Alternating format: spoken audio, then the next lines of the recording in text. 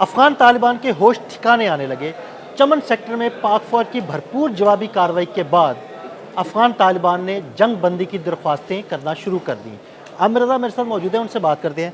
आमिर भाई, गुज़िश्ता रात से दोबारा झड़पें शुरू की अफगान तालिबान की जानिब से, जब सुबह पाकिस्तान की जानिब से भरपूर जवाब दिया गया तो अब वो जंग बंदी की दरख्वास्तें करने लग गए हैं। हाँ, देखिए, पहली बात तो ये है कि इन पर इतबार नहीं किया जा सकता है। ये वो लोग हैं जिनको पाला पोसा, 40-45 साल तक खिदमत की और इनके हर थिक एंड थिन में हम इनके काम आए बिल्कुल। और इनके साथ वो काम किया जो एक, मैं समझता हूँ, भाई दूसरे भाई के साथ करता है। लेकिन किया क्या इन्होंने ऑपरेशन संदूर के पहले दिन इनके लोगों ने दौरा किया इंडिया का और इंडिया का साथ दिया। ऑपरेशन संदूर ख़त्म हुआ तो अब इनके फॉरेन मिनिस्टर वहाँ पर गए, दोबारा वहाँ पर मंदिर और गुरुद्वारे और इस तरह की चीज़ें बनाने की वो बात कर रहे हैं। तो मुझे बताएं, जो जाकर वहाँ पर भारत की बोली बोलना शुरू हो जाए, उन पर एतबार कैसे किया जाए कि इनके के साथ अगर जंग बंद की जाएगी तो ये मामला जो है यहाँ पर रुक जाएगा। मैं ये समझता हूँ कि ये जंग बंदी की जितनी ख़बरें वो जारी कर रहे हैं इस वक्त कि हमें जंग बंदी करनी चाहिए और हमारी वो 20 लोग जिनकी लाशें चमन बॉर्डर के पास पड़ी हैं वो उठाने दी जाएं। असल मामला यही पर है। अगर आप इस बात को समझे तो ये लाशें क्यों अहम हैं, क्योंकि इनमें वो राज छुपा है जिससे हम दुनिया को दिखा सकते हैं कि ये दहशतगर्द दूरअंदाजी के लिए लाए गए थे, इनको तरबियत दी गई थी। ये वो 20 लाशें उठाने के बाद दोबारा से हमलावर होंगे कि दोबारा उन चौकियों पर कब्ज़ा करने की कोशिश करेंगे, दोबारा से ट्रेनिंग कैंप बनाएंगे और दोबारा से पाकिस्तान के ख़िलाफ़ भारत से मिलाया हुआ हाथ जो है उसकी कीमत जो है वसूल करेंगे। तो ये इन पर इस तरह का एतबार करना मेरा ख़्याल है गलत है। हमें बिल्कुल हरगिज़ इनको कोई डेड बॉडी नहीं देनी चाहिए। कोई जंग बंदी नहीं है उतना वक्त के ये हमारे साथ कोई ऐसा मुआहदा करें, हमारा और इनका बॉर्डर सील हो और हमारे और इनके लोगों के आने जाने का वो राइज तरीका जो पूरी दुनिया में राइज है, जो कि वीज़े वाला है, वो होना चाहिए। अगर आप भारत में बैठकर मसला कश्मीर पर बात करेंगे जो कि पाकिस्तान का हक है और पाकिस्तान के साथ उसको शामिल होना चाहिए, वो कौम मुत्तहिदा की करारदादों के मुताबिक है, और आप वहाँ पर जाकर भारत की मोदी की आप बोली बोलेंगे तो फिर आप हमसे ये तवक्को ना रखें कि हम आपके साथ किसी मौके पर भी कोई सीज़ फायर करने जा रहे हैं। असल में गुज़िश्ता रात से लेकर आज इस वक्त तक जो है इनके इतना नुकसान हो चुका है कि इनकी आधी से ज़्यादा टैंक फोर्स जो है ख़त्म हो चुकी है, लड़ने के काबिल ये रहे नहीं हैं। ये आती हैं, मैंने इससे पहले जब आपके साथ व्लॉग किया था तो मैंने आपको बताया था ये गुरीला वार के आदी हैं। गुरीला वार के आदी हैं ये सामने खुले मैदान में जंग लड़ने के आदी नहीं है। जबकि पाकिस्तान जो है उसने हमेशा 48 से लेकर 65 तक और 65 से लेकर संदूर तक हमेशा खुले मैदान में जंग लड़ी है। हमें इस तरह की गुरीला वार का कोई जो उसको कहते हैं कि प्रैक्टिस नहीं है, ना ही हम लड़ना चाहते हैं। हम आपके साथ खुले मैदान में जंग करेंगे। खुले मैदान में अगर आपके लोग मारे जाएंगे तो आपको उनकी डेड बॉडीज़ नहीं दी जाएंगी। लेकिन ये 20 लोग बहुत अहम हैं। मैं दोबारा कह रहा हूँ, ये वो 20 डेड बॉडीज़ हैं जो कि साबित करेंगी कि ये अफ़गान फोर्सेस के बंदे नहीं थे। ये वो लोग थे जिनको सरहद पार कराई जानी थी, जिन्होंने चमन के रास्ते पाकिस्तान में दाखिल होना था और फितनाल हिंदुस्तान यानी बलूचिस्तान के अंदर जो फितना है, वो चाहे मजीद ब्रिगेड के नाम से है, BLA के नाम से है, किसी नाम से भी है, उसके ख़िलाफ़ उसके साथ मिलकर इन्होंने पाकिस्तान पर हमलावर होना था। तो ये 20 लाशें इसलिए अहम हैं कि ये इनको वापस लेना चाहते हैं। देखिए, तोरखम से लेकर तमाम, अगर अफ़गान बॉर्डर के साथ बहुत लंबा बॉर्डर है हमारे इनके साथ, इन्होंने किसी एक जगह भी अपने हलाक शुदगान लोगों की लाशें नहीं मांगी हैं। मेरा माथा कहाँ से ठनका अदील भाई कि ये वो इलाका है जहाँ पर इनके सिर्फ 20 लोग मरे हैं। इनका ज़्यादा जानी नुकसान जो है हमारे खैबर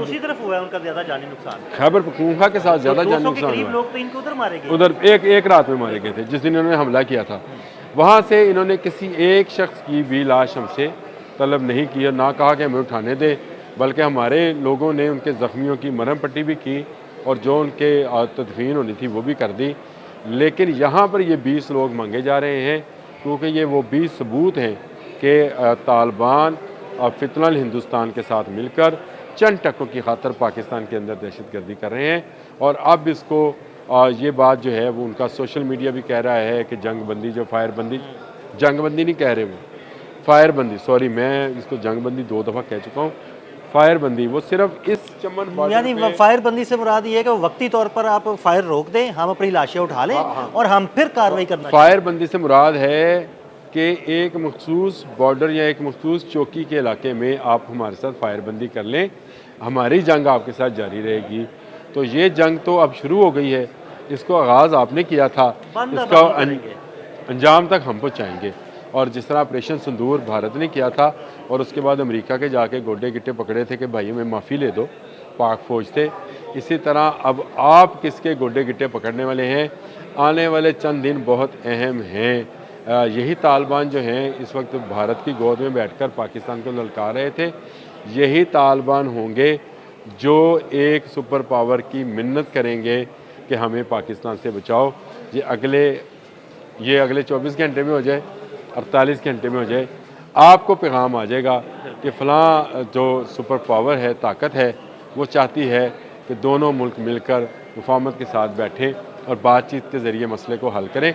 लेकिन अब बातचीत के ज़रिए मसला हल होने वाला नज़र नहीं आता है, क्योंकि हमने इसी बॉर्डर के ऊपर, अफ़गान बॉर्डर के ऊपर, जब हमने खारदार ताले लगाने की बात की थी तो ये हम पर हमलावर हुए थे और इन्होंने कहा हम नहीं लगाने देंगे। क्यों नहीं लगाने देंगे? क्योंकि इनका स्मगलिंग, इनकी मंशियात, इनका असला, इनके दहशतगर्द इन्हीं रास्तों से पाकिस्तान में दाखिल होते थे और ये एक अच्छी खासी इकॉनमी है। इसके अलावा मुझे बताएं अफ़गानिस्तान की इकॉनमी क्या है? कुछ भी नहीं। पाकिस्तान के अलावा इनकी ट्रेड किस मुल्क के साथ है?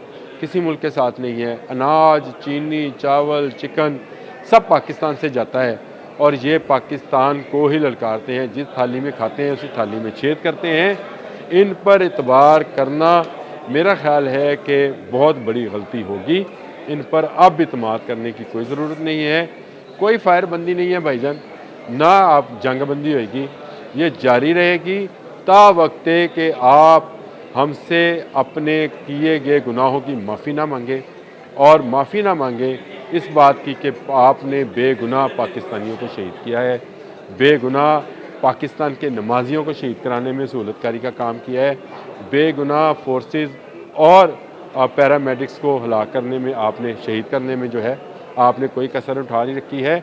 आपने अमरीकी असला चुरा कर दहशत गर्दों को सस्ते दामों बेचा है कि जाओ और पाकिस्तान में इस्तेमाल करो।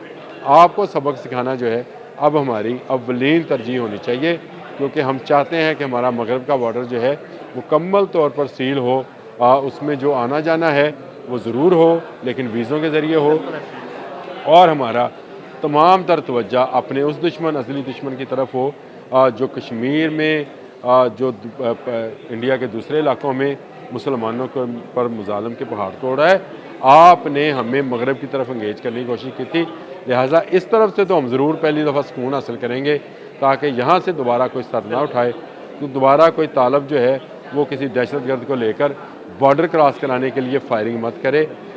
जब भी करेंगे आप गोली चलाएंगे, हम गोला चलाएंगे। याद रखिएगा, आपकी गोली का जवाब गोले से दिया जाएगा और आपकी एक एक चौकी और एक एक फ़ौजी तनसीबात को तबाह व बर्बाद कर दिया जाएगा और आप पर वहाँ से अटैक किया जाएगा जहाँ तक आपका गुमान भी नहीं। बिल्कुल, बहुत शुक्रिया अमिन भाई जी। बिल्कुल आपको गोली का जवाब गोले से मिलेगा।